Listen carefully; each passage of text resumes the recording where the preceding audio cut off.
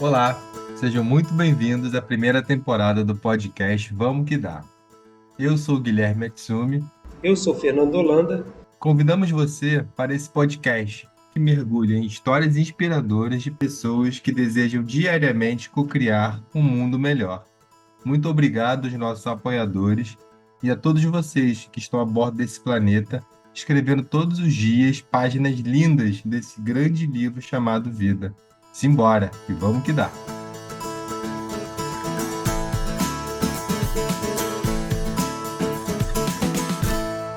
Vamos que dá. E agora, Eli, você também está num momento, né, muito forte de lidar com pessoas, porque você está com uma atuação mais ativa na política. E na última eleição, inclusive, você veio como deputada estadual aqui no Rio, em uma candidatura coletiva só de mulheres.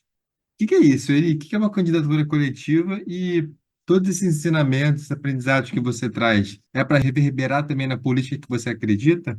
Então, na verdade, tudo que eu aprendi no meu processo de vida, assim, foi em comunidade, né? Porque minha família já era 8 pessoas em casa, aí era uma comunidade. Eu vim para a universidade, também era uma comunidade. Vim morar em Santa Teresa, que é um bairro comunitário, e aí Terraúna também é uma comunidade. Então, a minha vida é muito comunitária, né? Eu sou uma pessoa coletiva, né? Eu nasci para isso, assim, eu me sinto muito bem nesse meio. E consigo continuar o meu futuro, assim, vendo para frente que eu continuo lidando com pessoas. Me candidatei em 2020 para vereadora, pela primeira vez, né?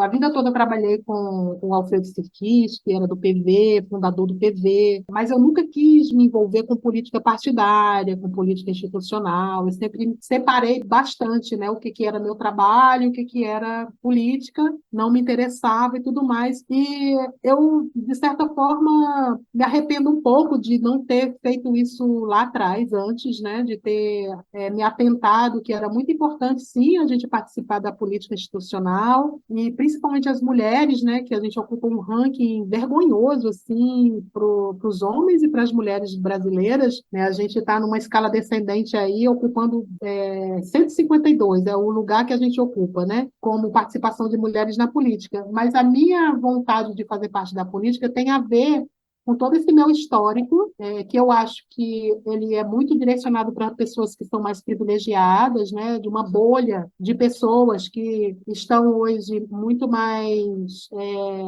tem mais condição, inclusive financeira, né, de pagar um curso caro, que custa R$ 5.000, R$ 4.000, R$ 3.000, para saber como é que faz para salvar o planeta. E quando muita gente, na verdade, a maioria das pessoas, né, sei lá, 90% eu diria, ou até mais, não tem acesso a esse tipo de conhecimento que a gente tem. O meu cacife sempre foi menor para estar nesse meio, nessa bolha de pessoas, né?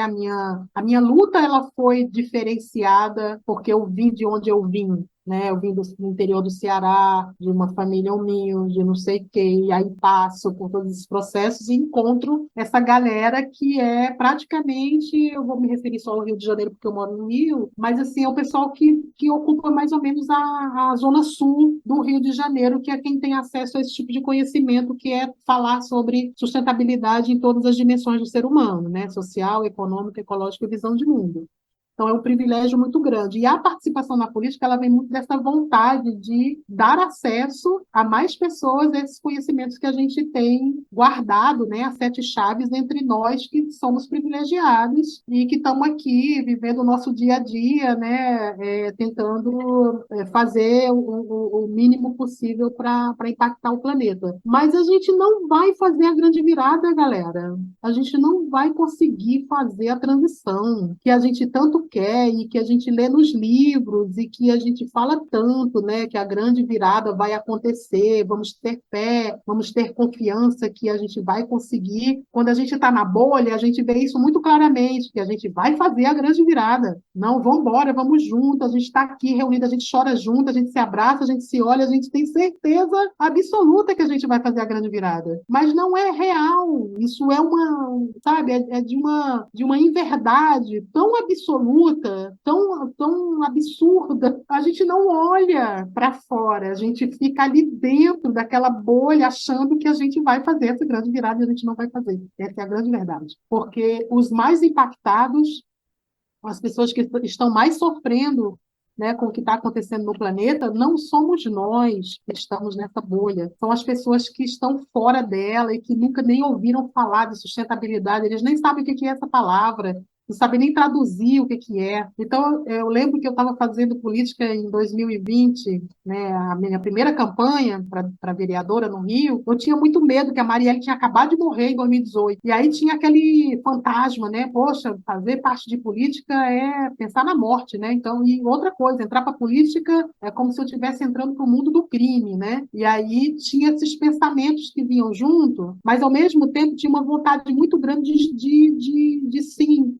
E tem uma coisa que eu tenho comigo que é o seguinte: você não pode ficar na internet pesquisando coisas, ensinando para as outras pessoas o que tem na internet. Você tem que ir em loco, você tem que ir para o campo, você tem que ir para o campo de batalha. Se a gente não for para o campo de batalha, a gente não vai conseguir fazer nada dentro de casa do computador, né? Então, eu acredito em mim, nas palavras que eu estou dizendo para vocês, porque eu vivi isso tudo que eu estou falando para vocês, e não porque eu li em algum lugar. Então, fazer parte da política significa, sim, buscar um partido político, escolher um partido, entrar para o partido, saber que aquele partido ele tem princípios e valores que vai de encontro aos meus, né? Pelo menos no papel, todos eles são lindos. E aí você começa a se conectar com o partido, e eu escolho a Rede Sustentabilidade porque tinha mais a ver com o que eu acreditava, o nome também era meio assim o que eu estava fazendo na época e tal, e eu achei que era bom vir como vereadora, mas eu tinha muito medo por esses fantasmas, e eu achei que uma candidatura coletiva, ela poderia tirar o foco de mim mesma, de mim, Erian, sabe? Então, não seria eu sozinha, seria eu e um bando de mulher. Eu quero ver vir matar a sete. Então, vamos juntar aí um grupo de mulheres. Foi uma coisa assim que aconteceu de ser sete, não foi premeditado. A gente, na verdade, foi conversando com as pessoas que estavam ali imbuídas desse espírito e que eu aproveitei o momento também, né? Porque nem toda, a maioria, na verdade, das mulheres não gostam nem de falar da possibilidade de entrar para a política institucional. Elas não querem, elas têm pavor, elas têm medo, não têm tempo, não querem. Mas naquele momento, 7 mulheres se interessaram e quiseram vir junto. O meu CPF foi na urna e as outras 6 nem eram filiadas ao partido, elas não precisavam estar filiadas. Mas eu me filiei, né? O meu nome foi na urna e a gente fez uma campanha de 3 meses com 7 mulheres, que foi uma experiência muito maravilhosa, porém dolorosa também. Foi muito difícil. A gente teve muito pouco recurso, porque mulher não tem recurso para fazer campanha, mas o pouco que a gente arrecadou fazendo crowdfunding, né, campanha nas redes sociais, a gente conseguiu arrecadar uma graninha, a gente conseguiu os materiais do partido e a gente fez. Tivemos 3.500 votos, fomos as mais votadas do partido, né, e a gente teve uma expressão assim dentro do partido, a gente chamou um pouco de atenção por conta disso, mas não foi suficiente para entrar, porque a gente precisava de 60 mil votos. E aí, 3.500 não era nada. Mas foi uma experiência muito incrível. E, a partir dali, teve aí um intervalo, né, que eu aproveitei para estudar. Aí sim, quando acabou a campanha, eu vi que a gente não foi eleita, aí sim eu fui estudar, eu fui entender o que era partido político, eu fui me aprofundar dentro das bases da rede de sustentabilidade, quem são as pessoas, as instâncias, né? Como é que funciona, como é que não funciona, como é que a gente consegue articular para ter financiamento de campanha, como é que a gente consegue fazer para aparecer as mídias sociais, como é que funciona, enfim. E eu fiz muitos cursos, muitos. Eu fiz assim para mais de 10 cursos de formação política de instituições que oferecem cursos gratuitos para as mulheres e que as mulheres não sabem que isso existe. Ela só sabe quando ela entra. E eu aproveitei todas essas oportunidades. Foi muito importante, assim. E aí, em 2022, eu vim como deputada estadual, só para fechar, então, esse raciocínio. E também não entrei, tive 2.166 votos, mas eu vim sozinha, já numa outra experiência. Aí, sim, eu tive recurso para fazer a campanha, mas aí eu não tive algumas expertises que eu precisava ter, eu não tive. E esse ano eu não venho como candidata. Esse ano eu vou apoiar uma grande e maravilhosa mulher que eu admiro, assim, respeito, e é minha companheira de jornada, assim, dentro do partido, que é a Heloísa Helena. Ela já foi candidata a senador, ela já foi senadora, desculpa, e ela é uma mulher, assim, aguerrida, ela enfrenta, sabe? Eu não sei se vocês conhecem a pessoa, mas ela é uma querida das causas sociais, da justiça climática, sabe? Ela está muito conectada em ajudar quem precisa, de fato. Ela é da rede pela base e a gente está trabalhando nas bases para ela entrar como vereadora esse ano e a gente acredita muito que ela vai ganhar o mandato. A gente, com mandato, nós somos tudo, sem mandato, nós não somos nada, somos um zero à esquerda. Então, a gente está buscando o mandato e esse ano acho que vai rolar. E por que entrar na política, Eri? Você sabe que política requer muita coragem, comprometimento para tomar um passo desse, né? A gente imagina que tem um monte de gente que pensa, será que eu posso fazer algo entrando na política? Mas não sabe nem como começar. O que você pode dizer para essas pessoas que querem pensar em entrar na política, mas não sabem nem por onde começar? Como é que foram os seus primeiros passos? Quais foram as dificuldades? O que você pode falar sobre isso? É como eu falei, é um terreno árido, assim, né? A política realmente ela não tem nem um pouco de atrativo, ao contrário, né? As pessoas meio que torcem o nariz para a política, principalmente o movimento ambiental, né? As pessoas que estão na área de ecologia, meio ambiente, sustentabilidade, essa galera, então, não quer nem saber. Mas eu acho extremamente importante a gente se atentar para isso, porque a gente está vivendo um momento muito auspicioso, assim, também, eu diria, né? Depois de a gente ter passado aí um período tenebroso, né, de uns anos assim ameaçadores e também de ter vivido esse período onde a gente ficou muito nos extremos, né? Que não tinha no Brasil até 5 anos atrás a gente não tinha esse negócio, né? Assim, tinha, sempre teve esquerda, sempre teve direita, mas a gente não tinha esse quadro que a gente tem hoje do ódio, né? Da popularização assim desse extremismo, mas entrar para a política é algo que eu acho que toda mulher poderia. Eu falo das mulheres porque os homens adoram fazer política, tá? Os homens não têm problema com política. Eles entram, eles não têm medo, eles não têm, eles nem sabem fazer, mas eles entram porque eles querem, porque eles gostam do poder, né? O homem ele tem uma sede por poder e o poder na política é algo muito.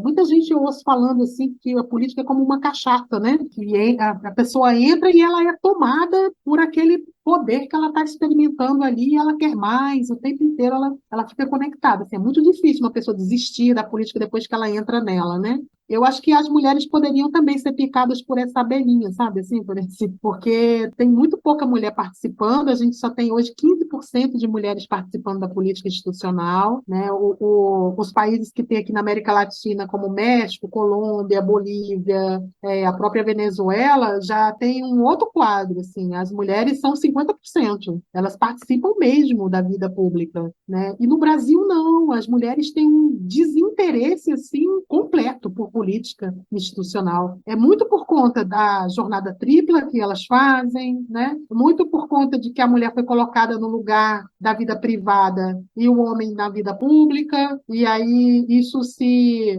concebeu, né, historicamente, e a gente não consegue sair disso. Então, a mulher foi feita para ficar em casa, cuidando dos filhos, né, da casa, e hoje ela trabalha também, então ela tem muitas jornadas para dar conta, e ela não tem nem tempo para se dedicar, que seja 5% da vida dela para a política, ainda mais essa política aí, onde afasta mais do que atrai, né?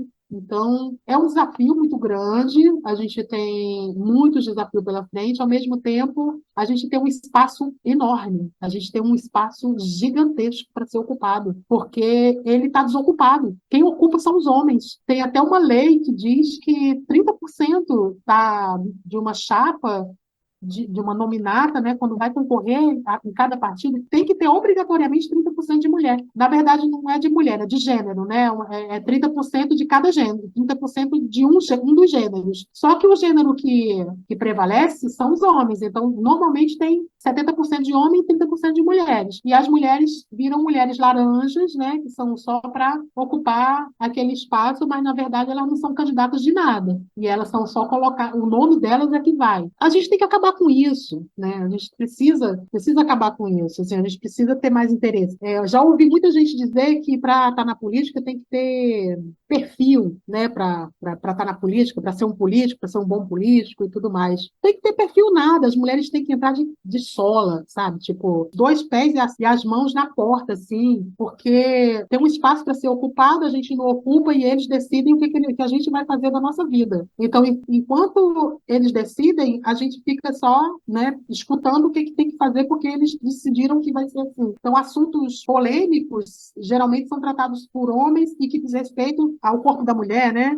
Por exemplo. E isso é um absurdo. Não dá mais para viver num mundo onde as mulheres não têm mais essa voz, né? Ao contrário. Então, eu quero incentivar a todas as mulheres a entrarem para a política institucional de alguma forma, mesmo que ela não tenha perfil de ser candidata, que ela não tenha um discurso maravilhoso como os homens têm. Os homens, na verdade, nem têm um discurso e oratória, assim, muitas vezes para pegar um microfone e falar, ou então se expor, porque você se expor publicamente também, né? Mas mesmo assim eles vão, mesmo sem saber fazer, eles encaram, eles vão. As mulheres têm muito medo, então fica na retranca. E a gente precisa treinar. Os homens treinaram a vida inteira para se expor, para falar em público, né? Para construir os discursos. E a gente nunca treinou para isso. Então, historicamente, a gente não tem, né, treino para isso. E as mulheres precisam treinar esse lugar. Mas para treinar, elas têm que ter vontade de fazer parte dessa história. E aí, para fazer parte dessa história, né, tem que ter o despertar. E como é que a gente desperta? Estamos aí para isso mesmo, né? Estamos tentando, buscando, né, através de uma conversa aqui com vocês, falando em casa, na escola, na vizinhança, e distribuindo esse pensamento para, né, melhorar a participação dessas mulheres, assim, que não têm culpa, né? Elas não são culpadas de não participar, mas, né, porque foram colocadas literalmente nesse lugar. Mas que a gente precisa fazer alguma coisa, a gente precisa. E com certeza dando voz assim, né, sobre isso que você está trazendo, a gente já ajuda a ampliar essa consciência, né, e até aí outras mulheres que possam estar ouvindo a gente agora, ter esse clique, poxa, será que eu consigo? E falando, né, ele dessa sua trajetória, de tudo isso que você está contando para a gente imagina que não deve ter sido nada fácil, né? Você como mulher nordestina, negra, quanto de preconceito e de porrada na vida deve ter tomado. Consegue contar assim já um pouco sobre um pouco mais esse olhar, né, sobre o seu percurso e quais as dores que você sentiu, ainda sente, enfim, essas lições aprendidas também?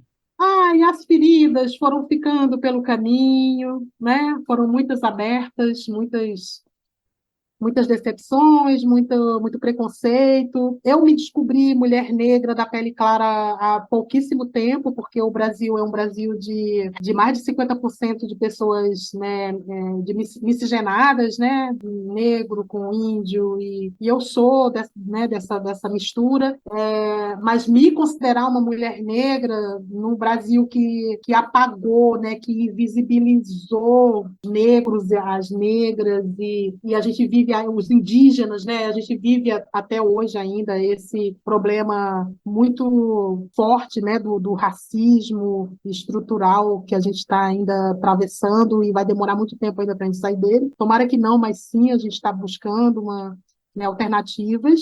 Mas muita coisa aconteceu, assim, o fato de eu ter participado, por exemplo, de uma ecovila, né, como Terra Una, diz muito sobre mim, né, diz muito sobre mim, porque jamais uma pessoa que veio de onde eu vim, que teve a origem que eu tive, chegaria nesse lugar se não fosse por méritos próprios, assim, sabe? Eu sei que eu estudei numa universidade pública, mas eu também corri atrás, eu fui ver como é que eu fazia para entrar, para ter uma faculdade, para minimamente ter ali uma formação. Mas quando a gente fala de meritocracia também no Brasil, eu acho uma falácia, né? Assim, a gente fala de meritocracia para as pessoas que saíram de um determinado ponto e chegaram no mesmo ponto, comparando a minha história, sabe? Eu saí do Ceará. Outra pessoa que saiu daqui da Zona Sul do Rio de Janeiro para ir criar uma ecovila lá em Minas Gerais é completamente diferente. Nossas histórias elas nem se cruzam, sabe? Assim, eu vim do lugar e eu consegui chegar, né?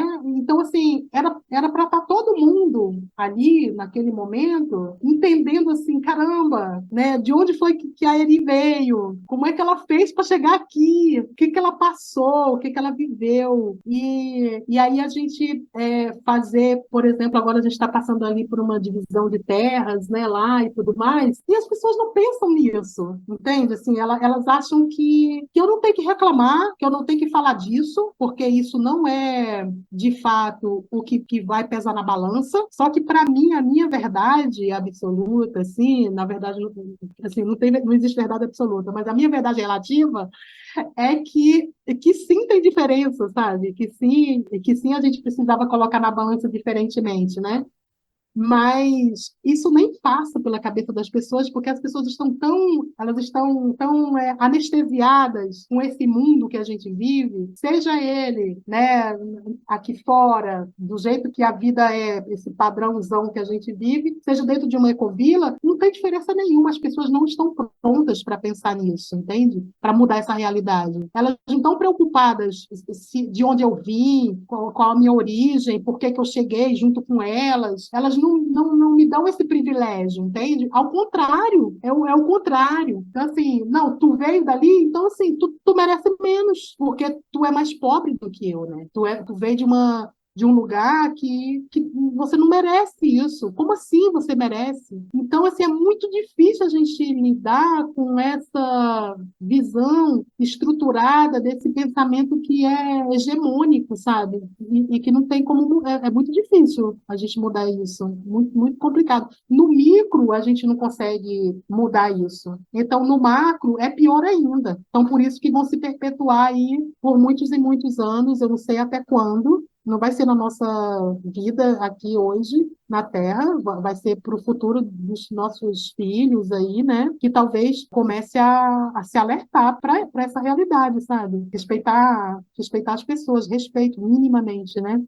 Eri, chegamos no momento do espaço. Então a gente queria saber o seguinte: qual o seu sonho nesse momento? Meu sonho é cuidar de mim, da minha saúde mental, da minha saúde física. Eu e meu companheiro, a gente tem um sonho de viajar por todas as ecovilas, as comunidades que ainda existem nesse Brasilzão afora, dar um rolê por aí. Eu nunca tive essa oportunidade de fazer isso, né? Porque eu tive que ralar muito e trabalhar muito para estar aqui com vocês hoje à noite, então eu não tive tempo de programar minha vida, uma viagem, uma diversão, né, e tal. Então eu tenho esse sonho ainda. Estou com 56 anos, mas quero fazer dar essa volta aí no Brasil, conhecer alguns lugares, relaxar um pouco, assim também, né? Sair um pouco desse status mulher trabalhadora do Brasil e me divertir um pouquinho também. É isso, né? Saber equilibrar, né? E agora que você pode desfrutar, por que não? Não é mesmo? E Eri, se a sua vida fosse uma playlist, qual seria o nome da playlist da vida da Eriane? Deixa a vida me levar, vida leva eu. Deixa a vida me levar.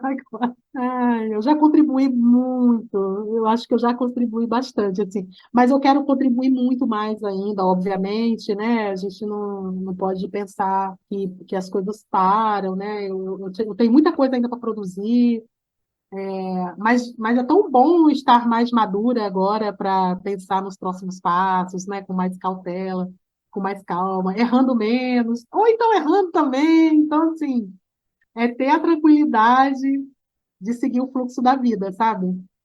E nessa playlist Deixa a Vida Me Levar, quais são as 4 músicas para compor cada fase da sua vida? A infância, a juventude, o hoje e daqui a 20 anos. Minha infância foi maravilhosa, né? Então eu gosto muito de Aquarela, do Toquinho, né? Aquela música que diz muito sobre a vida, o colorido da vida, né? Então Aquarela é uma música que eu gosto demais para minha infância. E a minha juventude, eu acho que eu curti muitas bandas, né? Legião Urbana, mas os Beatles também fizeram muito parte assim da minha história na juventude, então eu gosto muito de Let It Be, essa música.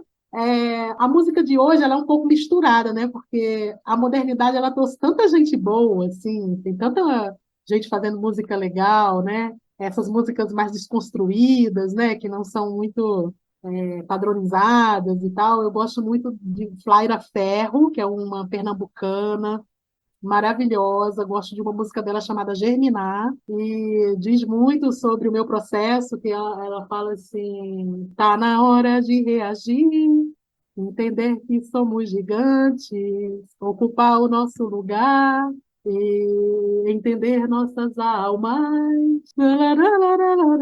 É linda a música, assim, fala muito dessa coisa de você se deixar, né, de se descobrir. E o futuro, uma música do futuro, Uma música cara, que te simboliza daqui a 20 anos. eu acho que as músicas espirituais, talvez um mantra, sabe? Eu gosto muito de mantras. E aí tem um cara, assim, que eu gosto muito, que é o Krishna Das. E aí tem várias dele que eu amo. Essas músicas me conectam muito, assim, eu acho que eu vou cada vez mais cuidar mais do meu espírito, então eu vou me conectar muito com essas músicas que me trazem a minha essência, assim, né? Que me deixam mais contente para esse futuro que está chegando aí. E na sua opinião, Eri, qual é a característica mais essencial ou valiosa que conecta todos os seres humanos, independentemente de diferenças culturais, sociais ou individuais? É, assim, tem algo que nos conecta que é maior que tudo, né? Independente do lugar que a gente habita, da nossa cultura, que é o amor acima de tudo, a essência que a gente tem dentro de cada um de nós, né? E que todos os seres de todos os mundos, né, de todos os planetas, sejam realmente felizes, porque a gente precisa nos conectar de alguma forma. Tem um fio aí, sabe, que é o amor e a conexão da nossa essência uns com os outros. Tanto faz se é pobre, se é rico, se é preto, se é branco, se é amarelo, se é asiático, se é. Enfim, tem algo que nos conecta que é maior do que tudo isso. E assim a gente compõe uma grande teia, né? Teia da vida, famosa. O amor é a chave do infinito, já dizia o mestre. Verdade. O meu signo no calendário maia é enlaçador de mundos, rítmico, que é muito legal, assim, né? Então, eu acho que tem muita gente ainda para a gente se conectar, né? Além da bolha que a gente pertence. E eu acho que eu vim na vida com essa missão, assim, de conectar pessoas, né? Conectar vidas, conectar essências, conectar conexão, enlaçar os mundos, tantos mundos que existem, Construtora de pontes. e do futuro. Eri, agora a gente tem para você uma pergunta surpresa, que é a pergunta do buraco negro. A gente quer saber de você o seguinte, Eri. Se a Irian, de 6 anos, pudesse ouvir um recado da Irian de agora, o que que a Irian de agora falaria para essa Irian criança? Que a Eliane de agora falaria? Cara, você estava certa. Sua cabeça estava funcionando corretamente. Era isso mesmo que você estava planejando para o seu futuro. Que bom que você foi tão longe. Que bom que você chegou onde você está. Que bom que você está feliz com tudo que você viveu na sua vida, toda essa jornada que você cumpriu. Que linda, que linda que você é. Esse é o nosso momento final, assim, né? Que é a pergunta para fechar, que é aquela de surpresa que não teve preparação Ah, prévia. muito Linda bom. resposta, linda resposta. Adorei. Obrigada, Fernando. Eri, então, a gente quer agradecer, né? A gente está chegando no final do nosso episódio. Foi um prazer enorme, assim, nossa, te ouvir aqui é muito, muito bom. Poderia ficar mais uma hora inteira aqui, tranquilamente, batendo papo. Então, muito obrigado, Eri. Estou muito feliz de poder ter tido essa conversa com você e que se reverbere, né? Que a gente, daqui em diante, daqui para frente. É isso, Eri. Muito obrigado por você ter dado essa oportunidade para a gente. Realmente foi um papo inspirador. Que as pessoas despertem, né? Eu acho que você tem essa missão no mundo, além de construir pontes, é despertar as pessoas para poder seguir esse caminho aí e poder a gente fazer a diferença que tanto precisa, né? Pode não ser hoje, na nossa geração, mas certamente você é uma semeadora disso aí, tá? Semeando várias sementinhas aí, e com cuidado, regando, assim como na restauração do mangue, ou numa restauração florestal, demanda tempo, todo mundo sabe disso. Mas sabe que você está fazendo um trabalho excepcional e inspirador. Obrigado por você existir aí. Ah, queridos, eu que agradeço imensamente, assim, olha que legal, né, a gente está aqui, eu estou com vocês, jamais imaginei, né, em tempo algum, que a gente pudesse um dia se encontrar para fazer esse trabalho juntos, então quero desejar muito boa sorte para vocês nesse trabalho, no Vamos Que Dá, adorei o nome, adorei, assim, a vontade de vocês dois, né, de construírem esse trabalho que também é um trabalho de formiguinha, mas que traz à tona assim, né, a história de várias pessoas inspiradoras e pessoas que fizeram muita coisa na jornada da vida, né, de cada uma. Então, muito agradecimento, assim, gratidão por vocês existirem também, que seja lindo esse processo que vocês estão startando aí, que dê muitos frutos, tá? Que Deus abençoe, assim, imensamente. As deusas também abençoem vocês na caminhada e que seja um caminho bem sagrado aí. Vamos que dá! Vamos que dá. Vamos que dá.